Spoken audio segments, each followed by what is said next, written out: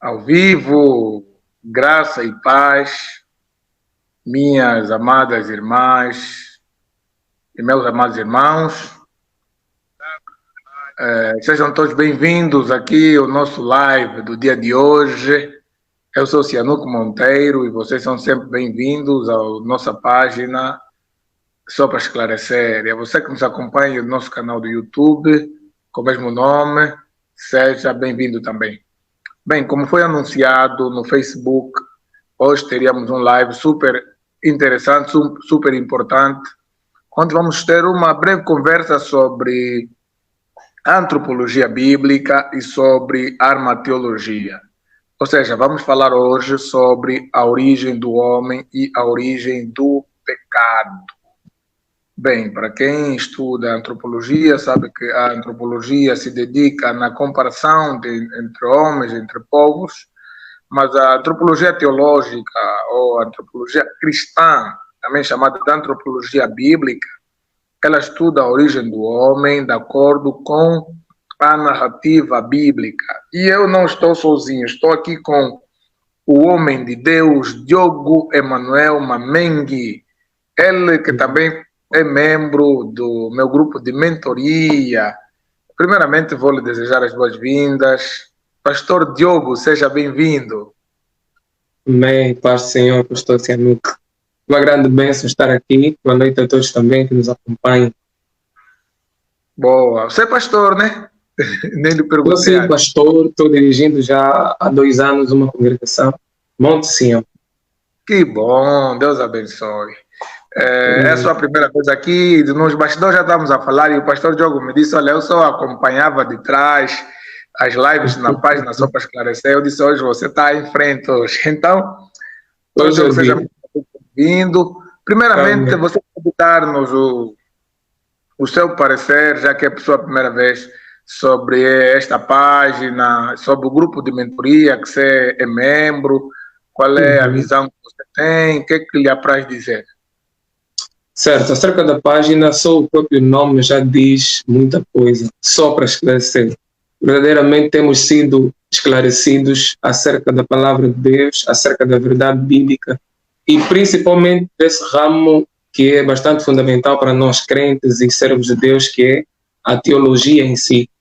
E mesmo no grupo de mentoria tem sido uma grande bênção, pois precisamos de técnicas e bagagens suficientes para poder ministrar a palavra e conhecê-la conforme realmente Deus quer que nós a conheçamos e não conforme nós imaginamos.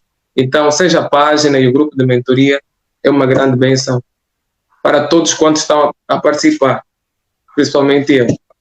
Bom, já tivemos aqui o Mariano, temos aqui a Gelsa, o Gelson,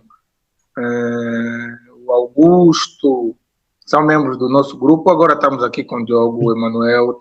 Estaríamos com mais membros, só que uns estão com outros afazeres e sei que a conversa vai ser super agradável e essa vai ser a primeira das muitas vezes que você vai estar presente aqui conosco. Bem, o tema da nossa conversa é falarmos sobre a origem do homem e a origem do pecado. Sabemos nós que a ciência alega que o homem é fruto da evolução das espécies, não é? Até podemos dizer que a teoria de Charles Darwin nós consideramos como uma pseudociência, mas a Bíblia tem uma outra narrativa sobre a origem do homem. A primeira pergunta que eu ia fazer para si, Diogo Mamengue, qual é a origem, a verdadeira origem do homem? Boa. Conforme o pastor já acabou de falar, na antropologia em si, a ciência nos dá um conceito. Acabou de mencionar um pouco acerca da teoria da evolução, onde quando nós falamos sobre a antropologia em si, mas basicamente a antropologia bíblica refere-se à origem do homem e quem é, na verdade, o homem. O homem, na verdade, não é resultado simplesmente da composição da carne, osso e pele, conforme a teoria evolucionista nos apresenta. Mas, na verdade, o homem é a criação de Deus, é resultado da criação divina do Senhor. Boa. Mas quando falamos que o homem é resultado da criação divina, o que é que você quer dizer com isso? Que significa que o homem não é um produto do acaso, o homem não é fruto da evolução de uma outra espécie. Não. Deus criou o homem. Tocando no aspecto... Sim, pode dizer. Tocando no aspecto da evolução do homem, eu estive acompanhando há bem pouco tempo. Recentemente, em 2004, foi publicado um artigo científico que negava, ou seja, que cancelava essa teoria da evolução dos hominídeos, como são considerados, de que um dos artigos apresentava de que, na verdade, aquela investigação já havia sido cancelada com uma outra, demonstrando de que, na verdade, o ancestral, que consideravam que fosse aquele que deu origem dos homens, na verdade, era mais um chimpanzé apenas. Então, nós vemos que a própria ciência tentou explicar, mas só que, com base nas suas investigações, não foram bem sucedidas. Então, nós temos ali a Bíblia, que pode nos ajudar a responder essa questão. Eu gostaria de abrir o livro de Gênesis, capítulo 1, versículo 26 e 27, que é bastante conhecido. Diz que 26 diz o seguinte: também disse Deus, façamos o homem à nossa imagem e semelhança, conforme a nossa semelhança, para que ele tenha domínio sobre os peixes do mar, aves dos céus e sobre toda a terra. E criou Deus, pois, o homem à sua imagem, e a imagem de Deus o criou, ou seja, homem e mulher.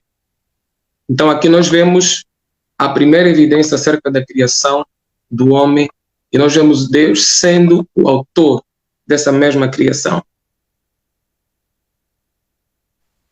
Boa, mas a Bíblia também diz nesse mesmo capítulo que o homem foi criado à imagem e semelhança de Deus. E muitas pessoas, quando ouvem falar que o homem é criado à imagem e semelhança de Deus, imaginam que Deus é, assim como nós estamos a falar de cabeça, tronco mesmo, aparência física. Exato. O que é que realmente a Bíblia quer dizer quando diz que Deus o criou os homens segundo a sua imagem e semelhança? Quando a Bíblia fala de que Deus criou o homem segundo a sua imagem e semelhança, a primeira coisa que nós devemos deixar claro é que em João capítulo 4, a Bíblia diz que Deus é Espírito. Então, sendo Ele Espírito, o Gênesis 1, 27, não refere-se ao corpo físico ou à aparência física em si.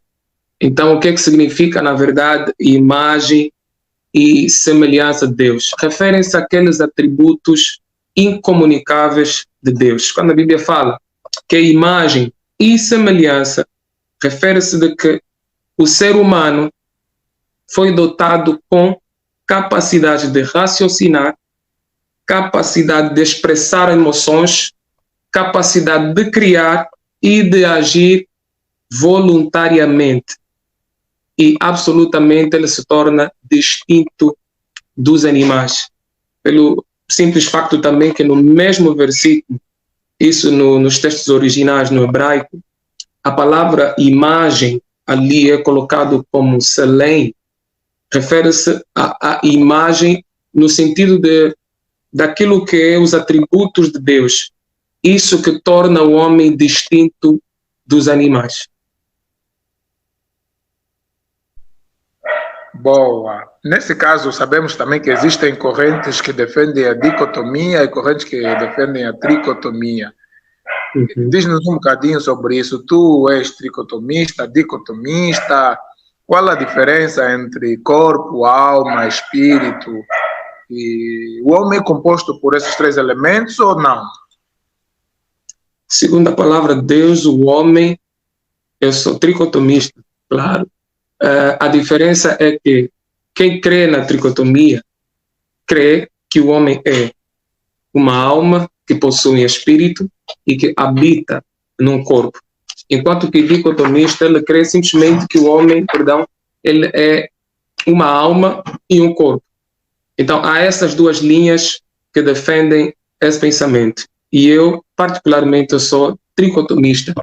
E falando da tricotomia, conforme eu já mencionei há bem pouco tempo, refere-se de que o homem ele é composto, ou seja, ele é tridimensional, vou colocar assim.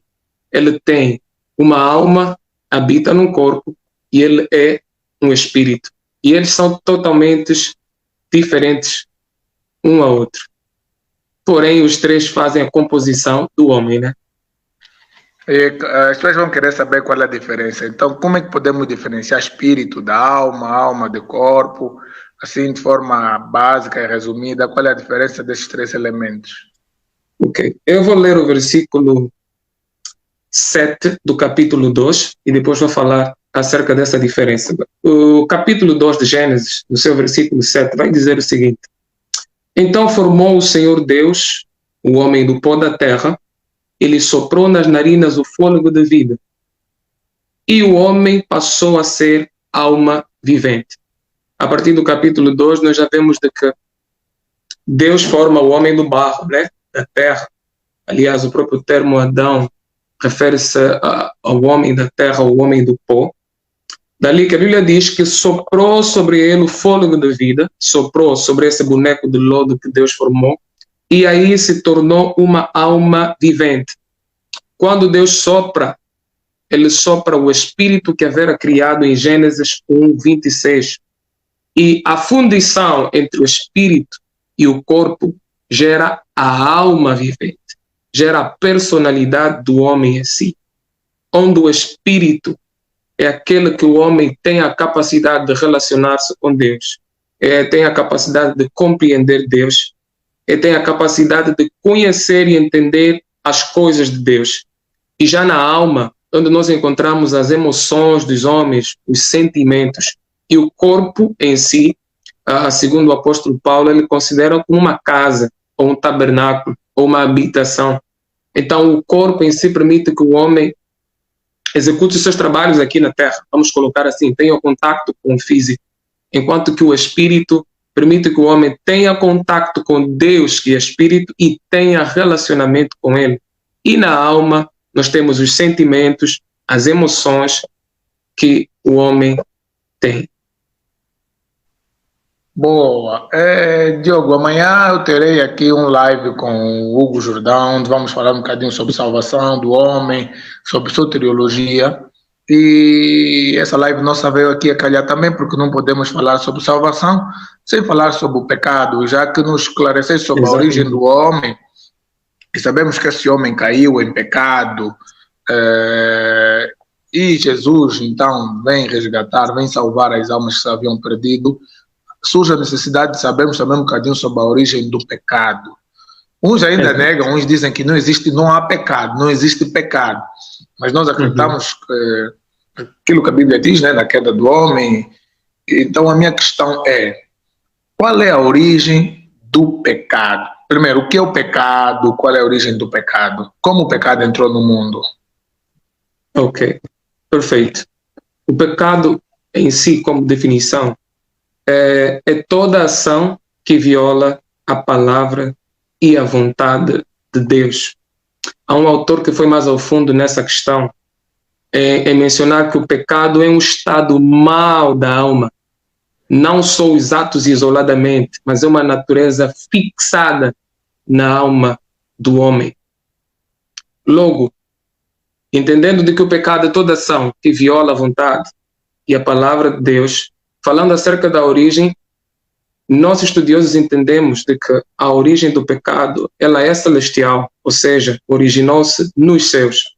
Em Ezequiel capítulo 28, a Bíblia vai dizer de que a primeira vez que o pecado foi mencionado, foi achado, foi num anjo, que é Lúcifer, o diabo. A Bíblia diz que achou-se iniquidade no seu coração. Ali originou-se o pecado, fazendo assim de todos aqueles anjos que se rebelaram junto com eles, fazendo-os os primeiros pecadores. Isso antes do homem, na verdade. Então, nós entendemos de que o pecado teve origem na terra simplesmente quando Adão desobedeceu. Boa. Então o pecado entra no mundo com a desobediência de Adão, e até porque a Bíblia diz que por um homem entrou o pecado no mundo e por outro homem, que é Jesus Cristo, entrou a salvação. Mas a pergunta que eu queria fazer para você é quais foram, quando o pecado entra, quando Adão peca, quais foram as consequências desse pecado? O que o pecado causou? Ou o que o pecado causa na vida do homem? Ok. A primeira consequência do pecado na vida do homem é a morte espiritual. Se nós notarmos, quando o Senhor falou com Adão, dando-lhe a orientação de que ele não poderia comer do fruto proibido, de que quando fizesse assim, ele morreria. Então, nós vemos que depois dele ter comido, ele continuou vivo. Isso aos nossos olhos, mas na verdade ele morre espiritualmente. A Bíblia fala da morte espiritual, que é a separação do Espírito de Deus com o Espírito do homem. Essa foi a primeira consequência do pecado no homem. Além de ter-lhe condenado sob escravidão, isso ao ponto de ter frustrado o livre-arbítrio, então a segunda é que condenou-lhe também a morte física. Não era o propósito de Deus. A Bíblia é clara em dizer que da mesma forma como o pecado entrou no mundo, assim também entrou a morte. Então nós vemos ali duas mortes, a física e a espiritual. Bom, eu até posso acrescentar aqui que a morte espiritual é essa separação, como você já disse muito bem, do Espírito de Deus com o Espírito do homem, e a morte física então, é a separação do Espírito do homem do seu próprio corpo. Exatamente. Mas sabemos que Deus, ao criar o ser humano, Deus não criou o espírito para viver desencarnado fora do corpo, ou o corpo para viver sem seu espírito. O que é que dá para dizer sobre isso? Exatamente. Deus não criou para que estes vivessem separados, mas na verdade foi o pecado trouxe essa separação entre o espírito com a alma. Porque o que acontece? Quando o pecado entra no mundo, isso por meio de Adão, a sua alma, ela continua viva, mas seu espírito está morto. Estando ele morto, gera a separação da própria alma posteriormente do corpo, com a morte física, no caso. Então, o pecado ali, como um vírus, então trouxe esta separação, primeiro do espírito com o próprio homem. Boa, boa. Minhas amigas e meus amigos, eu sei que vocês estão aí do outro lado. Eu estou com alguma dificuldade no meu computador e esse live está a ser feito pelo celular, por isso hoje não consigo ler vossos comentários agora. Só quando a live terminar que eu vou conseguir ler o que vocês estão escrevendo. Sei que vocês estão do outro lado, sei que vocês estão a escrever, sei que vocês estão a ser bem elucidados, até porque o nosso amigo e irmão Diogo Mamengue está trazendo respostas muito elucidativas, muito claras e muito objetivas, e isso é muito bom.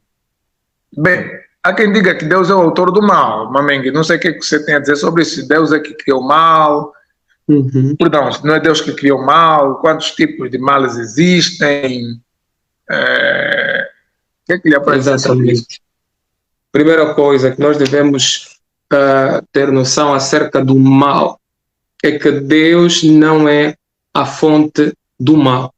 Eu poderia citar 3 elementos que nos ajudam a entender isso. Primeira coisa, Deus ele não pode cometer injustiça. Segunda coisa, Deus é santo. Então, sendo ele santo, o pecado ou o mal em si não poderia originar-se dele mesmo. E em terceiro, Deus detesta o pecado. E sendo a sua natureza santa, obriga-o a punir o pecado ou o mal em si. Então, esses são os 3 elementos que eu quero usar como defesa para demonstrar que o mal não é originado ou criado por Deus. Então, quando nós queremos entender acerca do mal em si, existem 2 tipos de males. Primeiro que é o mal natural e o mal moral. Onde o mal moral, ela consiste nas nossas ações, como a mentira, o roubo, a fornicação, o adultério, é aquilo que nós consideramos o mal moral, perdão. E temos o mal que é natural, que refere-se à realidade dos animais em si. Por exemplo, nós vemos leões ou lobos comendo ovelhas. Esse mal ali, aliás, até mesmo para manter também o próprio equilíbrio, E não só, nós vemos catástrofes na Terra, nós vemos terremotos, nós vemos vulcões, chuvas de enxofre, tudo mal. Ali, esses são aqueles que nós consideramos o mal natural. Mas só que seja o mal natural como o mal moral, ambos têm um princípio, ou seja, um originador, que é a entrada do pecado no mundo. Porque não só afetou o homem, mas como afetou a própria natureza em si. Então, por isso é que nós vemos em Romanos, quando Paulo fala de que até a própria criação está sujeita e aguarda pela libertação. Boa, boa. Mamengue, muito obrigado pela sua participação no nosso live. Hoje nós não vamos demorar muito, por causa de uns compromissos, mas eu estou muito satisfeito, muito feliz. Sei que essa live vai edificar muita gente e eu aguardo por você no próximo live. Estou super encantado com a forma clara. Eu gosto de falar claro e gosto quando alguém também fala claro. Super encantado pela forma clara como você explica. Não resta dúvida. Eu sei que todo mundo que está nos assistir está super impactado com esta live, com a sua explicação. E estás de parabéns. A não ser que você tenha mais algum resumo, alguma coisa que é para poder, que eu não perguntei, que você gostaria de esclarecer quanto a esse tema de hoje, que é a origem do homem, a origem do pecado. Esteja à vontade, então, para poder dar o seu remate final. O remate final, perfeito. Quanto da origem do homem, enquanto eu estive preparando-me para a própria live, estudando um pouco acerca da antropologia bíblica em si, é fascinante de como Deus agiu na criação do homem e de como também nós podemos ver um pouco que a ciência em si também ajuda-nos a compreender um pouco dessa realidade, porque todos perguntam-se, ok, se nós não somos resultados de uma evolução, quem é o ser humano afinal? Conforme nós acabamos de falar há bem pouco tempo acerca da criação e de como Deus empregou, vamos dizer assim, em Gênesis, quando a Bíblia vai dizer que façamos o homem, que alguns eruditos também partilham da ideia que aquele foi o momento plural da majestade, foi o momento supremo da criação, em que as três personalidades da Trindade participaram para fazer o homem. É bastante impactante de como Deus empenhou-se ou deu a sua máxima atenção na criação do homem, permitindo-lhe que ele vivesse e refletisse sim a sua glória.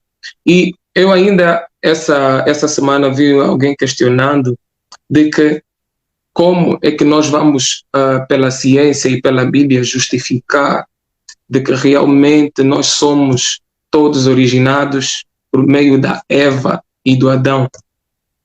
Eu poderia colocar aqui algum contexto científico só para nos dar uma lucidez dessa realidade de que sim, é possível sim, através do DNA, que foi comprovado, deixa eu colocar um nome bastante delicado, o DNA mitocondrial, que geralmente é aquele DNA que é passado apenas pela mulher, e que quando descoberto esse DNA e os cientistas fizeram os testes, notaram de que todos os seres humanos foram originados de mulheres que viviam na região, segundo eles da África, que eram 200 mulheres, que todos os seres humanos têm este DNA, respectivamente, em cada um, que o seu DNA, o meu DNA, o DNA dos irmãos que estão aí nos assistindo, nós temos uma pequena semelhança que demonstra que todos nós viemos de uma só mulher e partilhamos da mesma genética.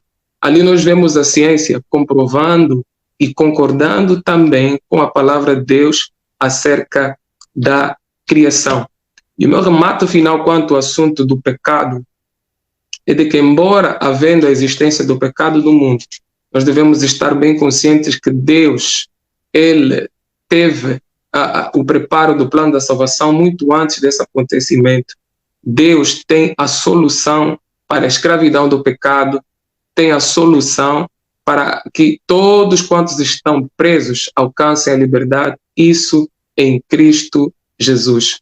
Então, conforme o pastor Ciano falou, amanhã será falado sobre a doutrina da salvação. Acredito que o aspecto pecado será bem mencionado e nós entenderemos muito melhor aquilo que Jesus veio fazer nesta terra ao nosso favor. Boa, boa, muito obrigado. Diogo Manuel Mamengue. Como já disse, essa página também é sua e a sua presença é sempre bem-vinda no nosso meio, e essa é a primeira de muitos lives que vão acontecer, até porque, como diz meu amigo Hugo Jordão, ele diz que ele não gosta muito de fazer live quando as pessoas estão em Angola porque a internet cai à toa, mas estamos aqui, a tua internet boa, qualidade e tudo, e tá de parabéns, que Deus abençoe, muito obrigado pela sua participação. É um enorme prazer, que Deus continue abençoando a página que vai mais à frente. Amém. Obrigado. Deus abençoe. E a todos vocês que estão do outro lado, acompanhando aqui este live entre Cianuco Monteiro e Diogo Emanuel Mamengue. Sejam abençoados. Partilhem este live. Mencionem vossos amigos, que eu sei que essa matéria vai edificar a vossa vida espiritual. Deus em Cristo os abençoe. Estamos juntos até o próximo live. Glória a Deus.